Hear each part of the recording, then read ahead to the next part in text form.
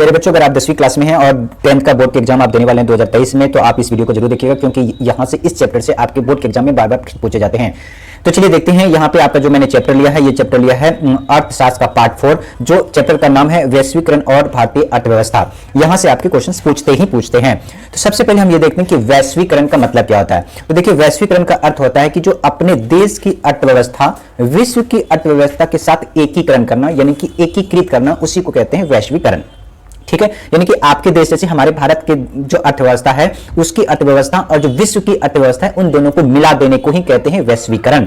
ठीक है, आगे देखिए क्या है उदारीकरण। उदारीकरण का अर्थ क्या होता है? उदारीकरण का अर्थ हो जाता है जो सरकार देशों के बीच व्यापारिक प्रतिबंधों को हटा देते हैं। मान के चलिए व्यापारिक प्रतिबंध क्या होता है, मान लीजिए कोई अमेरिका है, अमेरिका भारत के साथ व्यापार करना चाहता है, तो यानी कि उसको भारी टैक्स लगा दिया कि आप हमारे यहाँ मार्केट में अगर आप सामान बेचेंगे, मान लीजिए कि जो अमेरिका है, या अमेरिका का सामान भारत में बेच रहा है, आप कह रहे हैं अमेरिका की भारत में हम पिज्जा बेचेंगे, वो 10 रुपए में बेच रहा है, लेकिन भारत सरकार ने कहा कि नहीं, हम आपसे जो पिज्जा 10 का बेचोगे, हम आपसे 20 रुपए टैक्स के रूप में लेंगे।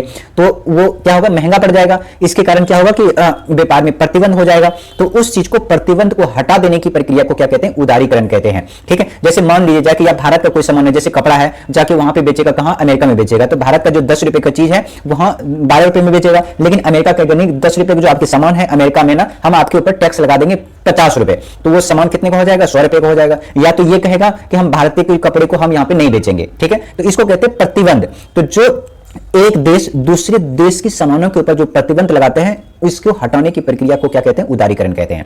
ठीक है, आप अगर ऐसे भाषा में समझो, मान लीजिए मैं आपके घर जाऊं और आपने प्रतिबंध लगा दिया, नहीं घर के अंदर एंट्री नहीं मिलेगी, तो ये क्या हो गया? प्रतिबंध हो गया। लेकिन आप कह दो नहीं, आप आइए, आपका हमारे घर में क्या है? स्वागत है। तो उसी को कहते हैं उदारीकरण। यानी कि किसी एक देश किसी दूसरे देश में चाहे किसी भी मर्जी से किसी भी तरीके से वो व्यापार कर सकता है, उसी को कहते हैं उदारीकरण।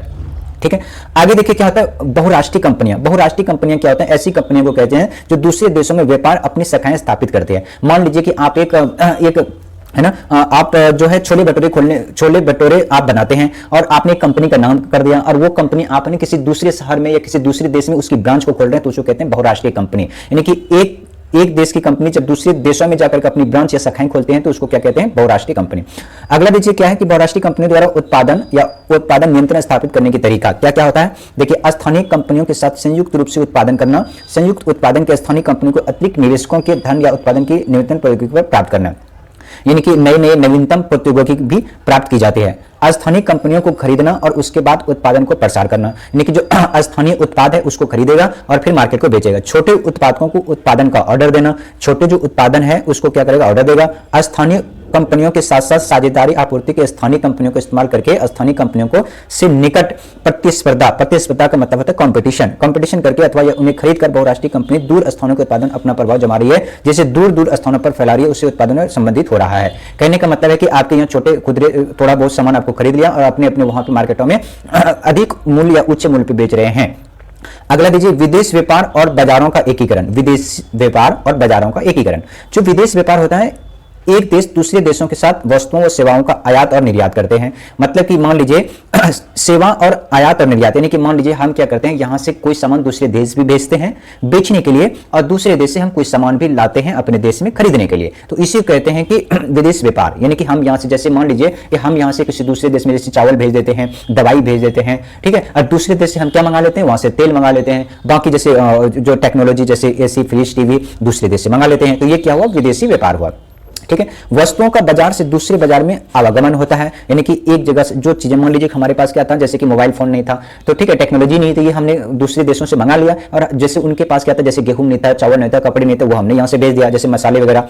बाजार में वस्तुओं को विकल्प बढ़ जाते हैं। इसमें क्या होता है, बाजार में जो वस्तु होते हैं विकल्प बढ़ जाते हैं, यानी कि मान लीजिए कि आपके गली में एक ही दुकान है, तो वो 10 रुपए का चीज है तो 10 रुपए में बेचेगा। अगर वो 10 रुपए का चीज अगर 12 रुपए में दे रहा है तभी भी आप उसे खरीद लेंगे। लेकिन अगर मान लीजिए आपके गली में अगर 4 दुकान है, तो अगर एक जगह महंगा बेच रहा है, दूसरी जगह चले जाओगे, तो उससे क्या होता है कि विकल्प बढ़ जाते हैं। किससे? विदेशी व्यापार में।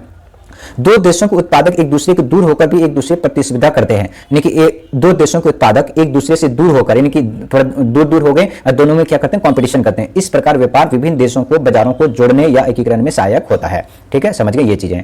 अब यहां पे देखिए दूसरा क्या है कि व्यापार अवरोध और इनका महत्व। अवरोध का मतलब होता है निगेटिविटी, यानी कि दिक्कत है, कठिनाई। तो देखिए वे नियम कानून जो देशों के आयात निर्यात में अंकुश लगाते हैं। लेकिन क्या है कि मान लीजिए देश भारत है या फिर कोई अमेरिका है, जो है ना बहुत सारी चीजें उनके जो देश में जो कानून है बहुत कठोर होते हैं कि ये आपको चीजें पालन करना पड़ेगा। तो उस स्थिति में क्या होगा कि एक देश दूसरे देशों के अंदर व्यापार नहीं हो पाएगा। भारत में 1991 से पहले है ना जो वैश्वीकरण नहीं हुआ था, लेकिन दूसरे देशों का लोग है ना अपने देशों में सामान लाके नहीं बेच सकते थे, क्योंकि वो ना हमारे कानून में बहुत प्रावधान था। ठीक है, तो 1900 जब मनमोहन जी की सरकार थी 1991 में, तो एलपीजी लाया, यानी कि लिबरलाइजेशन, ग्लोबलाइजेशन। और ठीक है, तो उस स्थिति में क्या हुआ कि भारत में आप कोई भी दूसरा देश आके मैन्युफैक्चर यानी कि फैक्ट्री खोल सकता है, अपना व्यापार को कर सकता है। आगे देख लीजिए, सरकार व्यापार अवरोध का प्रयोग विदेशी व्यापारों में वृद्धि या कटौती करने तथा देश में किस प्रकार की वस्तुएं कितनी मात्रा में आयात होनी चाहिए यह निर्णय के लिए कर सकती है। यानी कि भारत ये सोचते हैं कि कितना हम दूसरे से निर्यात करेंगे, कितना हम आयात करेंगे, ये सारी सरकार कर सकती है। ठीक है, आगे देख लीजिए, हमारा जो यहाँ पे अगला पॉइंट है वो देख लेते हैं। ठीक है, अगला पॉइंट है आपके स्क्रीन पर, यह है देखिए विशेष आर्थिक क्षेत्र। देखिए ये क्या होता है विशेष आर्थिक क्षेत्र। देखिए केंद्र एवं राज्य सरकारें, जो हमारे भारत में कितने दो स्तर की सरकारें हैं, केंद्र सरकार और राज्य सरकारें, द्वारा भारत में विदेशी निवेश हेतु विदेशी कंपनियों को आकर्षित करने के लिए ऐसे प्रौद्योगिक क्षेत्रों की स्थापना जहां विश्व स्तरीय सुविधाएं क्या क्या देना पड़ेगा, बिजली, पानी, सड़क, परिवहन, भ्रमण, मनोरंजन और सुख सुविधाएं उपलब्ध होंगे। कहने का मतलब होता है कि जो विदेशी कंपनी है आपके देश में क्यों आएगा, उसको अगर आप बिजली देंगे, पानी देंगे, सड़क अच्छी देंगे, ठीक है, भंडारण स्टोरेज करने की जगह देंगे, उसको मनोरंजन करने देंगे, शैक्षिक सुविधाएं देंगे, तो वो दूसरे देश क्या करेगा, आपके यहाँ पे आके फैक्ट्री खोलेगा, कंपनी खोलेगा। अगर सुविधा मिलेगा तो, अगर नहीं मिलेगा तो आपके गाँव में या शहर में आपका नहीं खोलेगा। तो ये चीज सरकार और केंद्र सरकार दोनों देती है। अब देखिए भारत में वैश्वीकरण का प्रभाव क्या पड़ा, यानी कि भारत में वैश्वीकरण का क्या प्रभाव पड़ा। ठीक है, अब देखिए यहाँ स्थानीय एवं विदेशी उत्पादकों के बीच बेहतर प्रतिस्पर्धा से उपभोक्ताओं को लाभ हुआ। मतलब कि क्या हुआ, वैश्वीकरण का मतलब आप समझ गए, जहां पर कि सारे देश वहां पर अपना सामान को बेच रहा है, उसको कहते हैं वैश्वीकरण। तो भारत में वैश्वीकरण से फायदा यह हुआ कि जो यानी कि पहले भारत में एक ही दुकान हुआ करता था, एक ही लोग बेचते थे, लेकिन यहाँ पे 10 तरीके की दुकान हो गया, यानी कि 10 लोगों ने दुकान खोल दिया। जैसे अमेरिका ने भी खोल दिया, चाइना ने भी खोल दिया, और बाकी रूस ने भी खोल दिया, जर्मनी ने भी खोल दिया। तो उससे क्या होगा कि सभी दुकान पे सामान सेम है। तो उससे क्या होगा कि अगर एक कंपनी 10 रुपए का चीज दे रहे हैं, दूसरा कोई कहेगा हम 15 में बेचेंगे, तो 15 का बिकेगा नहीं। तो उससे क्या हो जाएगा, कॉम्पिटिशन ज्यादा हो जाएगा, यानी कि वो कहेगा हम बेचेंगे, वो कहेगा हम बेचेंगे। तो उससे किसको लाभ होगा, उससे लाभ होगा उपभोक्ता को। ठीक है, कहने का मतलब वही है कि आपके गली में मान लीजिए 4 दुकान है, तो चारों अगर एक दुकान होगा तो महंगा ज्यादा बेचेगा, 4 दुकान है तो सस्ता होगा। ठीक है, उससे से क्या होगा, इसमें जनता को फायदा होगा। अगला देखिए, उपभोक्ताओं के समक्ष पहले अधिक विकल्प हैं, वे अब अनेक उत्पादों को उच्च गुणवत्ता और कम कीमत से लाभान्वित होते हैं। मान लीजिए अगर अधिक दुकान होगा तो उसमें अधिक गुणवत्ता वाली आप जान को पहचान के ये नहीं लेना है, मुझे ये लेना है, यानी 1, 2 दुकान 3 दुकान आप जाके उसको देखेंगे और अच्छा जो आपको लगेगा वही आप खरीदेंगे। तो इससे जनता की भलाई होगा। आगे देखिए, विदेशी निवेश में वृद्धि होगा। इससे क्या होगा कि जो विदेश का निवेश होगा उसमें वृद्धि होगा। उद्योग और सेवाओं में नए रोजगार उत्पन्न होंगे। मान लीजिए आपके घर में एक है ना फैक्ट्री, आपके गांव में एक फैक्ट्री खुल जाएगा, तो उसमें फैक्ट्री में काम करने वाले तो वहां से नहीं आएगा, तो वो काम करने वाले आपके गांव मोहल्ले से लिया जाएगा, तो उन्हें जो काम मिलेगा तो उसके बदले में पैसे मिलेगा, तो उससे क्या होगा कि रोजगार भी मिलेगा। ठीक है, आगे देखिए, शीर्ष भारतीय कंपनियां बढ़ती हुई प्रतिस्पर्धा लाभान्वित होती है। कंपनियों में नवीनतम प्रौद्योगिकी और उत्पादन प्रणालियों में निवेश कर अपने उत्पादन मानकों को ऊंचा उठाया है। ठीक है, अब देखिए आगे क्या है, बड़ी भारतीय कंपनियों ने बहुराष्ट्रीय कंपनियों के रूप में उभरने का योग्य बनाया है। ठीक है, जो भारतीय कंपनी को बहुराष्ट्रीय कंपनी के रूप में उभरने का योग बना, उससे जब कंपटीशन होगा तो उससे वो ये सोचेगा मैं अच्छा प्रोडक्ट बनाऊंगा जिससे कि उससे मुझे ज्यादा फायदा मिलेगा और ज्यादा मेरा माल सेल होगा। ठीक है, आगे देख लीजिए, सेवा प्रदाता कंपनियों की विशेषकर सूचना प्रसारण प्रौद्योगिकी वाली कंपनियों के लिए नए अवसरों का सृजन होगा। ठीक है, आगे यहाँ पे देखिए कुछ प्रश्न दे रखे हैं, उसको आप देखिएगा।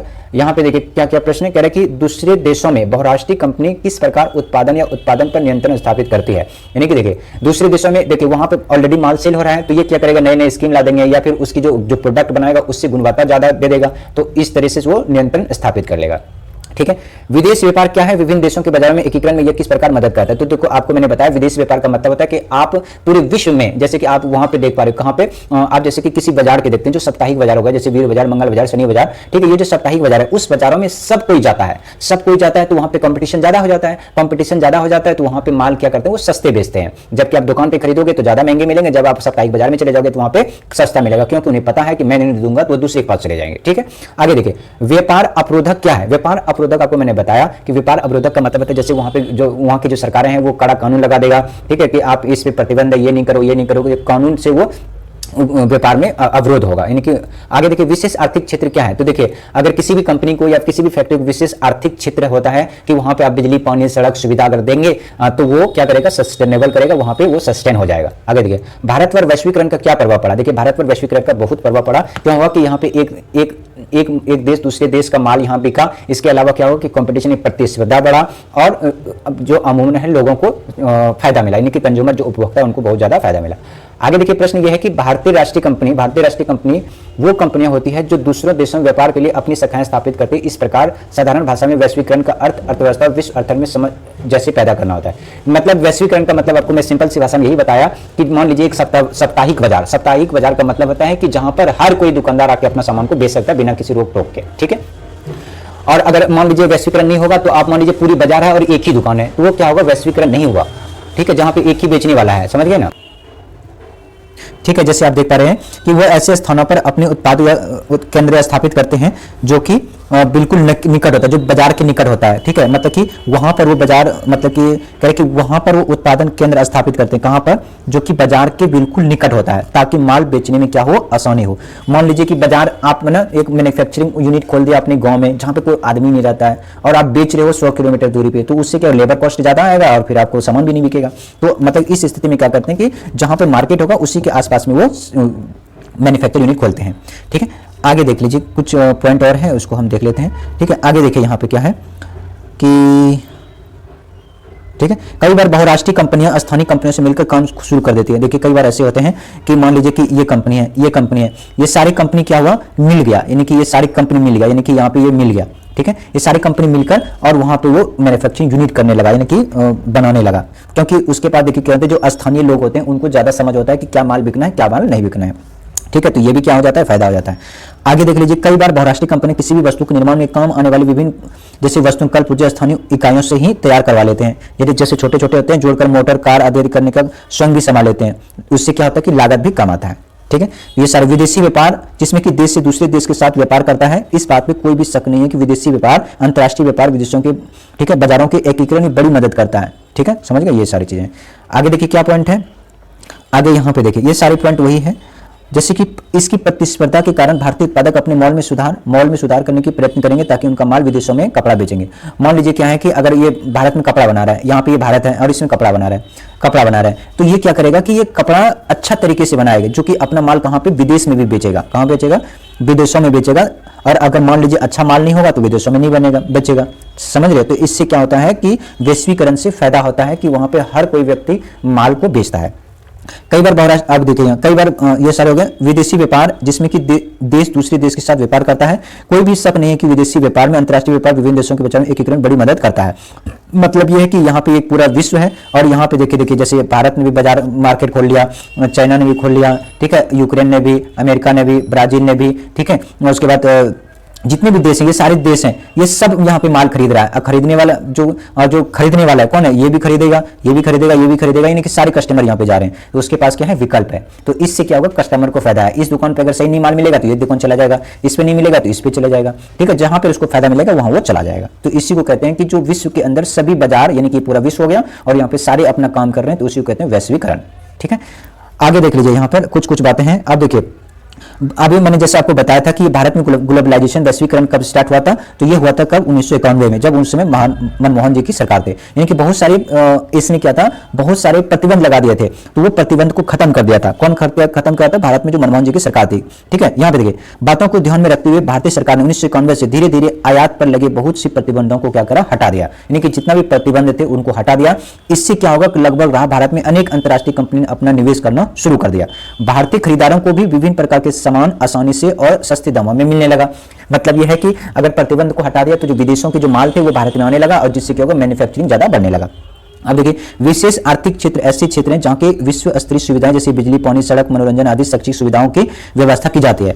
करों में भी रियायतें दी जाती है। यानी कि जो फैक्ट्री यहाँ पे जो कंपनी आपके शहर में, आपके यहाँ पे राज्य में, आपके देश में खोला है, तो उसमें क्या होता है कि जो टैक्स उस पर ज्यादा मात्रा में लगा देंगे तो वो सस्टेन नहीं कर पाएगा, तो उसको क्या करते हैं, टैक्स में भी छूट देते हैं। ऐसे विशेष आर्थिक क्षेत्रों की स्थापना करने का मुख्य उद्देश्य यह होता है कि अधिक से अधिक बहुराष्ट्रीय कंपनी भारत में निवेश करे। यानी कि आप उसे जितना छूट देंगे तो आपके शहर में, आपके वहां पे खोलेगा तो फायदा देखिए भारत का होगा। क्यों फायदा होगा, क्योंकि एक फैक्ट्री खोला, फैक्ट्री में 1000 लोग काम कर रहे हैं, तो उन 1000 लोग को क्या हुआ, रोजगार मिल पा रहा है, ठीक है। ये सारे था, ये मुख्य पॉइंट थे जो आपके पेपर की पॉइंट ऑफ व्यू से बहुत महत्वपूर्ण है और कई बार आपके एग्जाम में पूछे जाते हैं। तो thank you for watching, take care, bye bye.